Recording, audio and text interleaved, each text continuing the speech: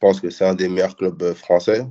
Même si aujourd'hui Paris domine parce que pour les raisons qu'on connaît, mais voilà, en tant que popularité, en tant que atmosphère, pression et tout ce qui va avec, je pense que c'était un des meilleurs clubs français, que je suis heureux d'avoir joué là-bas parce que je pense qu'une fois que tu joues à l'OM, c'est quand même quelque chose qui te suit toute ta vie, en fait, parce qu'aujourd'hui, c'est beaucoup grâce à ça que bon, les gens, quand ils me parlent de club, tout ça, ils parlent de Marseille, donc voilà, c'est un truc qui te suit toute ta vie, et puis c'est une opportunité que très peu de personnes auront dans leur vie, donc moi, personnellement, je suis satisfait sur ce point-là.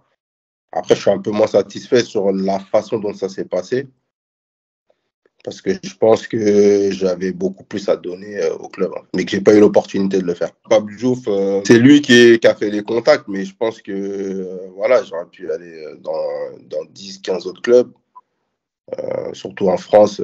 Bon, tous les top 6 clubs, j'aurais pu y aller. Après, Marseille, bon, c'est lui qui m'a convaincu, on va dire. Mais après, de là à dire c'est lui qui m'a amené, non, parce que je sortais d'une saison, je faisais partie des 5-6 meilleurs attaquants du championnat de France quand même. Donc, amené, non, mais qui m'a convaincu, oui. La période où je me suis le plus épanoui, c'était à Montpellier, parce que j'étais issu du centre de formation.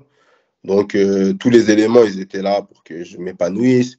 Après, j'arrive à Marseille, c'est un autre univers. C'est beaucoup plus compétitif, c'est beaucoup plus individualiste.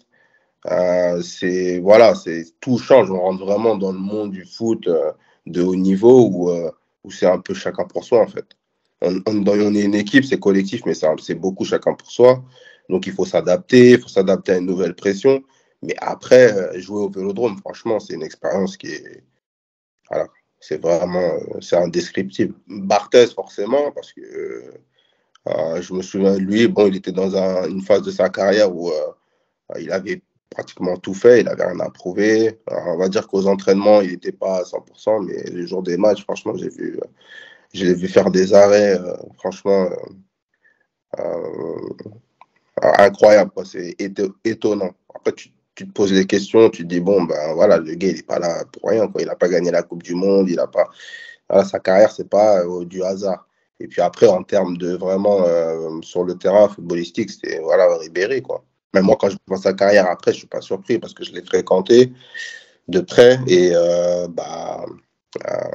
je suis tout sauf étonné. La vitesse, la technique, le coffre aussi, parce que en termes de VMA, c'était un des meilleurs aussi. Donc, en fait, il avait tous les ingrédients pour vraiment aller au top niveau. En fait. Lui, je pense qu'il a fait le bon choix. Il est allé dans un championnat qui lui correspond, dans une équipe qui gagne beaucoup et qui lui a permis d'aller à un niveau Ligue des Champions et qui s'y a maintenu ça. Après, moi, je dis celui qui m'a impressionné le plus, c'est Franck Ribéry.